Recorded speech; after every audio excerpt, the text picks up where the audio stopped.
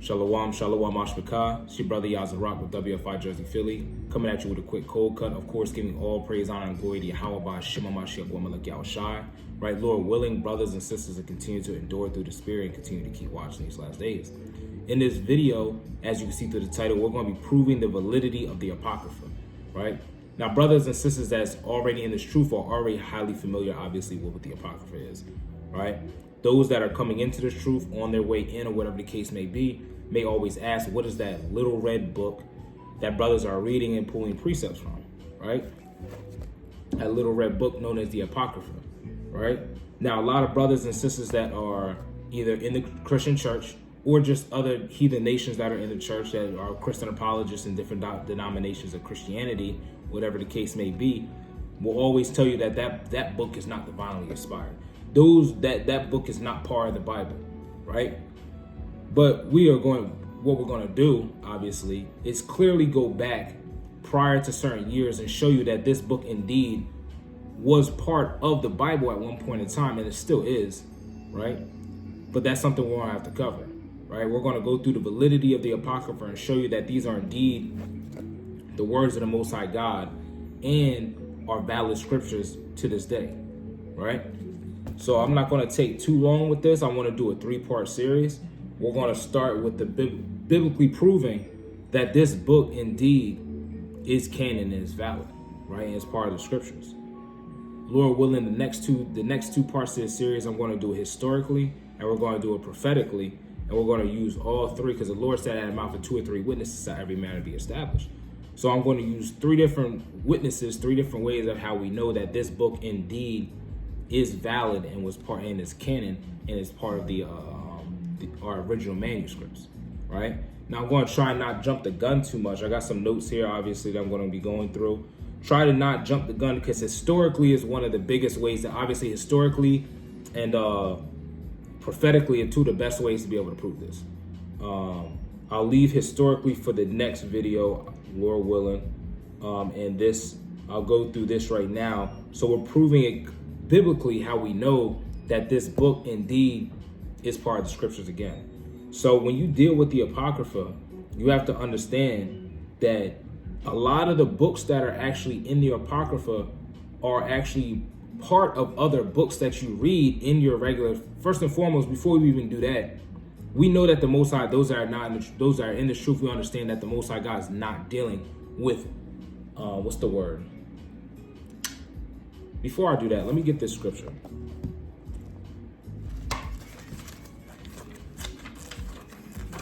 This is the book of Sirach, right? Chapter 5 and verse number 15. This is what the Lord said. It says, "Be not ignorant of anything in a great matter or a small." So some people might think, it's not that big of a deal or whatever the case may be.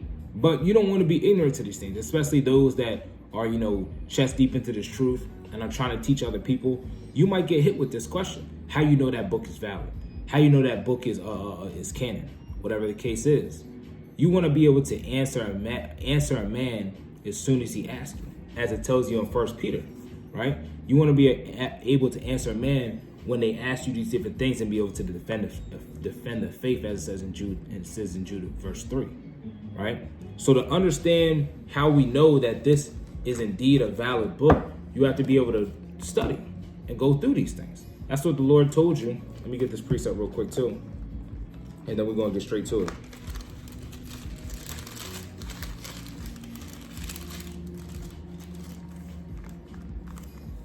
The book of 2 Timothy, chapter 2, and verse number 15.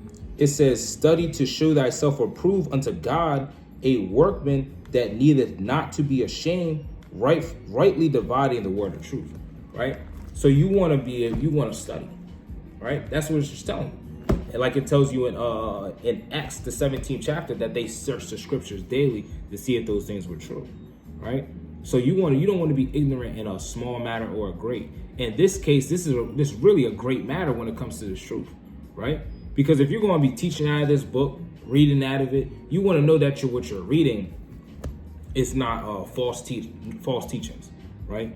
Or just a man-made book, like brothers that get into the book of Enoch and Jubilees and Jasher and these other various books that are man-made books.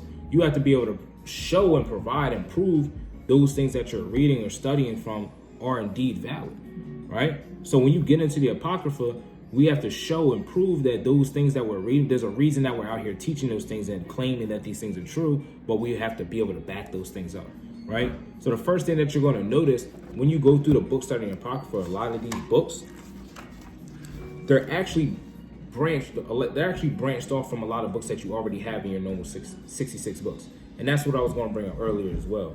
Most brothers and sisters that's in the truth, more or less brothers sisters that will watch this video, right? We understand that the Most High is not dealing with incompletion. When you go through the Bible, when you go through the 66 books of your average or your normal KJV Bible, there's 66 books, which is an incomplete number, right? But when you add the 14 books that you have that were broken off from your original Bible, you come up with 80, which is a more complete number than 66, which would even itself make more sense because we know that the Most High doesn't deal with incompletion, right? So based off just the book count, we'd be able to say, hey, listen, it makes sense because the Most High is not, it makes it complete, right? It tells the whole tale, especially when you get into the New Testament, things like that, right? And obviously you have your 1611, which has all 80 books in it. And in the middle, you have what's called the Apocrypha, right? Like I said, I'm just going to try not to get into, those are basic surface level things. I'm not going to try to get into a historical things into the next video, but we're going to run through this, Lord willing, through the Spirit very quickly, right? So we understand that a lot of these books, they line up with books that are already in your 66 books that you have in the Bible that were branched off or broken off and are now located in a separate book, which is known as obviously the Apocrypha. Right? So let's go. I want to get a few examples, right? So if you let's go to the editions of Esther, right? The editions of Esther is pretty plain. It's scriptures that were broken off from the book of Esther, clear, right? So let's go to the book of, let's go to the editions of Esther. And let's start at, also known as the rest of Esther. You start from the beginning. So this is chapter 10. When you go to the book when you actually go to Esther, it has 10 chapters. Now, when you read the 10th chapter, it's the shortest chapter in the book, right? Let me get there real fast. Bear with me. It's one of the shorter chapters in the book, right? And then when you read in the actual Apocrypha, before you actually read the chapter, it'll tell you. Let's read from the beginning. It says, the rest of the chapters of the book of Esther, which are found neither in the Hebrew nor in the Chaldee. It says part of the 10th chapter after the Greek. So when you go into Esther, the 10th chapter, right here, you see that the chapter stops after a certain verse, right? It's a short, like we said, it's the shortest chapter in the book. So when you read this, you can literally branch off from Esther, the 10th chapter, and go right into the rest of Esther, the 10th chapter that's right here, and it'll literally pick up from where it left off, right? It says, I'm gonna read Esther 10 and verse 3. It says, for Mordecai the Jew was next to the king Ahasuerus, and great among the Jews, and accepted of the multitude of his brethren, seeking the wealth of his people, and speaking peace to all his seed. And then when you go into the rest or the editions of Esther, and you read from the beginning, it says, then Mordecai said, God have done these things, for I remember a dream which I saw concerning these matters, and nothing thereof hath failed. So when you go into this, when you go actually into the 10th chapter, you're going to notice that it's actually branched off from the 10th chapter. It's literally the editions or the rest of Esther because it's been branched off. Now, when you go deeper into the rest of Esther and have to put the pieces together, it becomes a little bit more difficult to understand where you're at because you have to jump back and forth, right? Like, for example, go to chapter 11. Chapter 11, after verse number 1, right before verse number 2, it says, place in the Greek before chapter 1 of the Hebrew. So if you go to Esther, the first chapter, it's literally going to branch. It's right before the book of Esther actually starts. Chapter 11 of the rest of Esther, the second verse, chapter 11, the rest of Esther, chapter 11, the second verse is where Esther would actually start, if that makes sense, right? So you have to be able to piece it together. Obviously, it's going to take a while. This is one of my newer Apocryphas. My old one was actually pieced together, so it tells you exactly where to go. So if you read from chapter 11, verse 2, and start there, and then you go into the Esther, the first chapter, you start there. That's how it would actually go in sequence, right? But you have to understand that because you obviously have to read, right? And it all is going to make sense. Like I said, this is just one example. This is just the rest of Esther, right? Even when you go into chapter 13, right? It tells you in the rest of Esther, chapter 13, placed in the Greek after chapter 3, verse 13 of the Hebrew. So if you go to Esther, the 3rd chapter, and go to verse number 13, and I have it written in this one too. This is right after, and the letters were sent by the post to the king's provinces, destroying and killing. This is when the decree was made to the Jews that they by Haman to destroy all the Jews, right? And then if you go there and then you come back into the rest of Esther, chapter 13 from the beginning, it says the copy of the letters was this: the great king Artaxerxes writeth these things to the princes and governors that are under him from India unto Ethiopia in 111 and 20 provinces. So if you read literally what's going on, it's going to tell you that this letter, the copy of the letter, was written to all these different nations that were under the Achaemenid Empire, which at the time is the Persians, right? Which Artaxerxes was one of the first kings, right? So you understand that this is going to branch off and then come right here. Then you're able to put the pieces together. You can understand the parts that were stripped and taken away. And now we have another book, which are just, because like I said, I don't want to get too deep, but this word Apocrypha literally just means hidden things in Latin, right? So these are books that were taken away and are hidden from, because we know what they say, you put anything in a, if you want to hide something from a nigga, you put it in a book, right? So our people don't want to read like that and don't understand, right? Or don't even give us the time of day to make it make sense and break it down for you to understand, right? Which is why we have to do classes and lessons like this. But for those that do want to understand and do listen, you have to understand that a lot of this book is stripped from books that were already in here. They're not all just individual books like 1st, 2nd Maccabees, Sirach, and Wisdom of Solomon. No, a lot of these books are stripped and taken away from other books that you have that are already in your standard KJV to this day, which is 66 books, right? Let's go to another example, right? So we can go, because I can go through, we could really go through a lot of Esther, the editions of Esther, and point out a lot of spots, but I don't want to go too deep into it because you're going to see even in chapter 13 and verse 8, it says, placed in the Greek after chapter 4, verse 17 of the Hebrew. So if you go to Esther's chapter 4 and go to verse 17, right after that verse, it would pick up in the editions of Esther, chapter 13, verse number 8, right? But like I said, it's a matter of just marking your Bibles, marking your swords, and understanding where you have to go to line things up and make it all essentially one book, right? But that's just to show you that a lot of these things that are written here line up with exactly what you're going to read when you read the actual book or their original book. You just have the missing pieces when you read the Apocrypha, and it all is going to make sense, like I said, in sequence when you read it all together, right? Let's go to the Song of the Three Holy Children. The Song of the Three Holy Children, right? Which comes right before the history of Susanna and right after Baruch. Now, when you're dealing with the Song of the Three Holy Children, most people know their names as Shadrach, Meshach, and Abednego, right? When you read the book of Daniel. So let's go there. Excuse me, Slakia.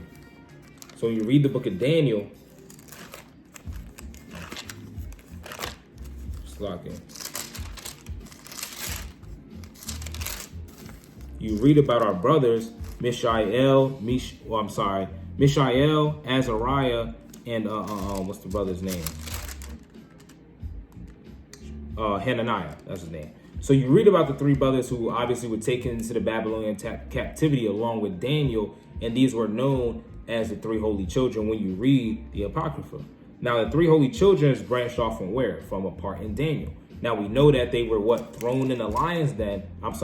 thrown in the, Daniel was thrown in the lions, obviously, but you know that they were thrown in the furnace, right? So when you go to the Apocrypha and you go to the Song of the Three Holy Children, from the beginning, in the, what they say is the prelogue, you could say, but this is the description before you actually start to read the book. It says, the Song of the Three Holy Children, which followeth in the 3rd chapter of Daniel after this place, fell down. So it's going to tell you exactly from where it branches off. It says, fell down, bound into the midst of the burning fiery furnace. That's verse 23. That which followeth is not in the Hebrew, to wit, and they walked unto these. Then Nebuchadnezzar, verse 24. So you're going to know exactly where to place it at, because why? It's telling you. It's telling you exactly where it broke off from, right? So let's go to Daniel, the 4th chapter.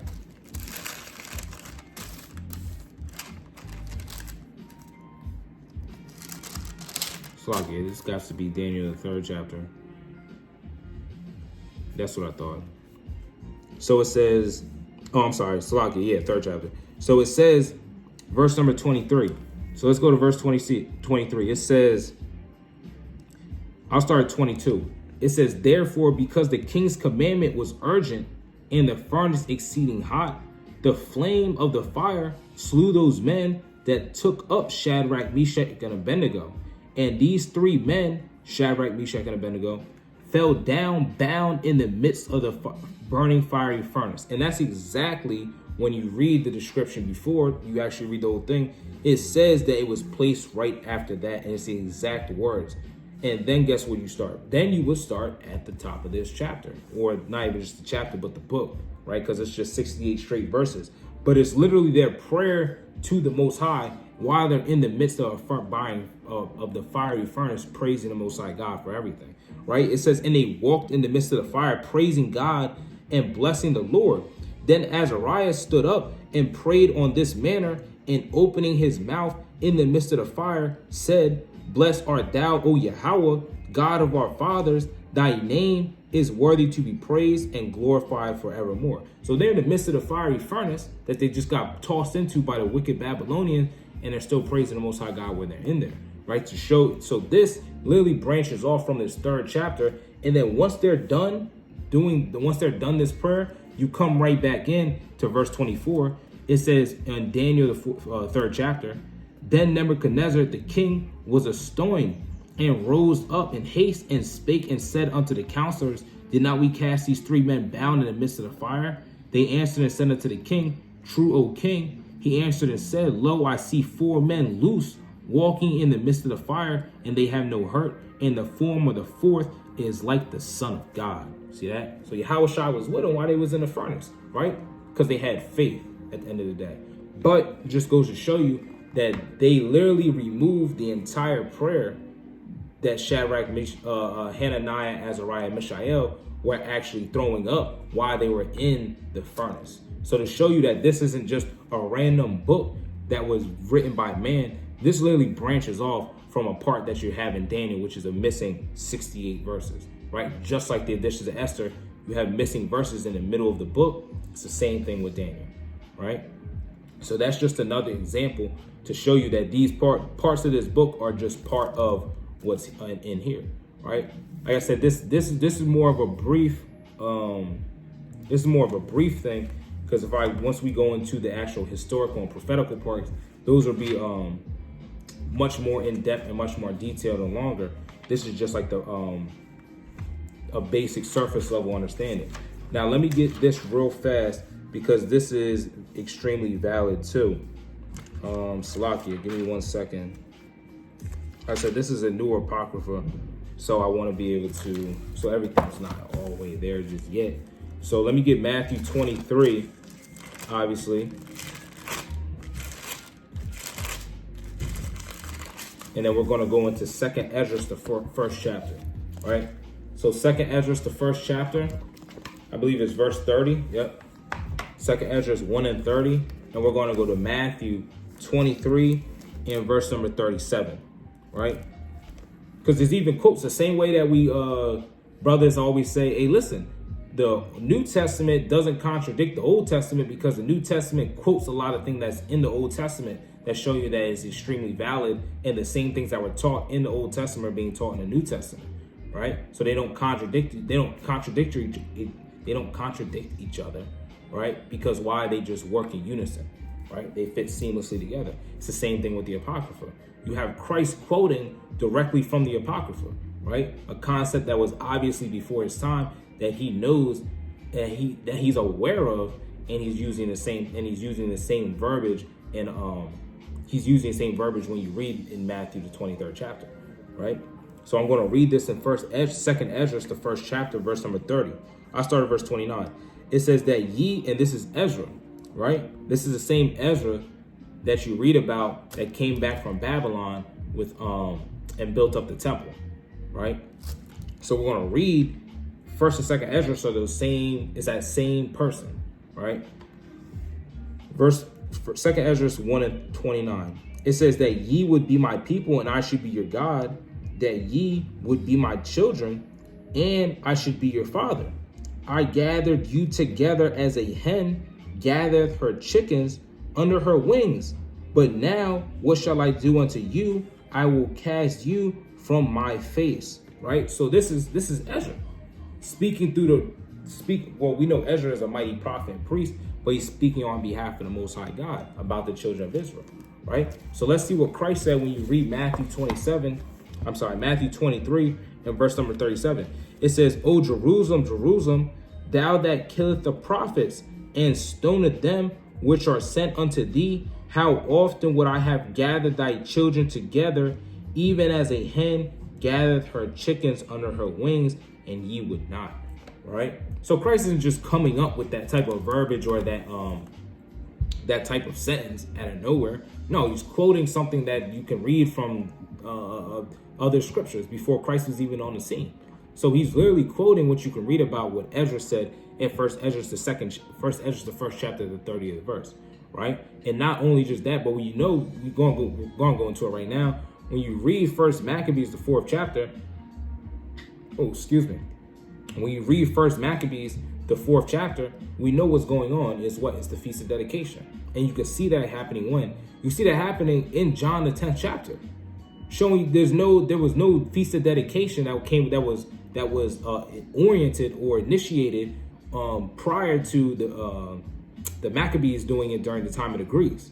So Christ is keeping, obviously, we're just going to get it. Christ is obviously keeping something that is coming from somewhere else. Nobody can ever explain where the Feast of Dedication ever came from unless you have the Apocrypha and you understand that where it's coming from. So we're going to go to First Maccabees, the 4th chapter. And we're going to go to John, the 10th chapter.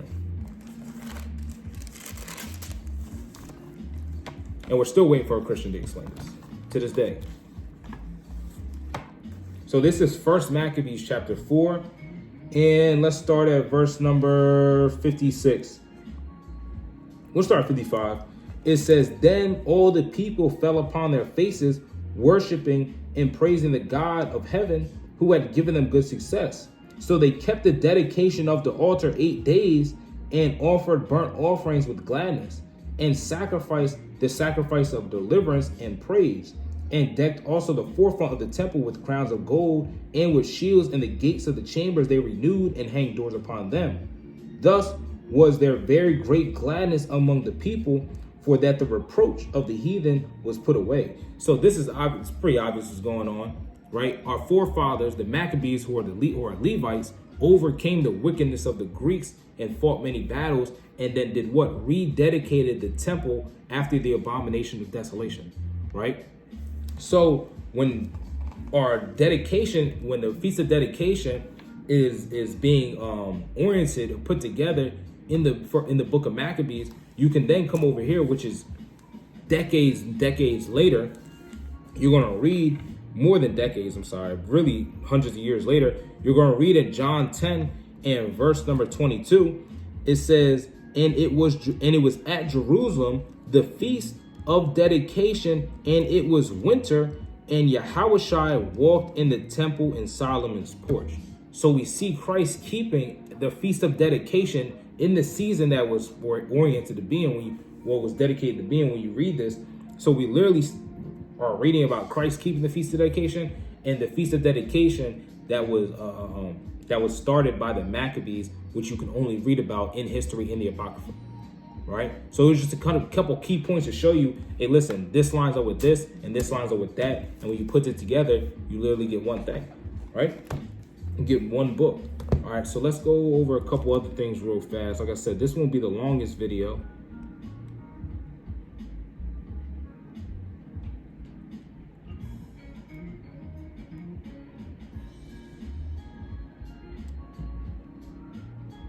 And Lord willing, sometime next week, I'll go into the historical part of the whole thing, because that's major. That's major right there. That's the biggest, I would say that's the biggest key point of showing that this valid and you can't get around it, right?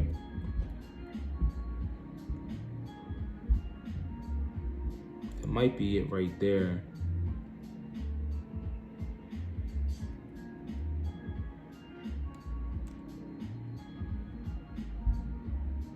That might be it right there. So you can go into a few different books and show that they're books that have been removed from other books. For example, we'll go get one more for you. So when you go into a couple things, if I'm not mistaken, History of Susanna and Bel and the Dragon, they're both cut off from the book of Daniel as well, right? So let's start with the History of Susanna. So it's the same thing. In any of these books, if you can go in and you can read the top part right here, right under the title, you'll see a small description. Every time in that description, you can go in there and you can see if a book, where it branched off from, what book, what verse it starts before or after or in between, whatever the case is, and you'll be able to go to the King James Version Bible that we currently have. If you don't have a 1611, if you do have a 1611, you can go still to the source, to that book that is talking about in the verse, and read from there on down, and you'll be able to see that it fits right in where it's supposed to be at, where they said it's supposed to be at, right? So the History of Susanna, set apart from the beginning of Daniel, because it is not in Hebrew, and neither the narration of Bel and the Dragon, right? So when you go into the History of Susanna, it's literally, it's like it says, it's what was happening before you read the book of Daniel. So it's a prequel to that book, right? So we don't have to go too far into it, but you can literally read it for yourself, right? Where it shows you what's going on, and then it goes into the book of Daniel. And then when you read the end of the book of Daniel, when you go into Bel and the Dragon, it says the history of the destruction of Bel and the Dragon cut off from the end of Daniel, right? So let me go to Daniel real quick and explain something.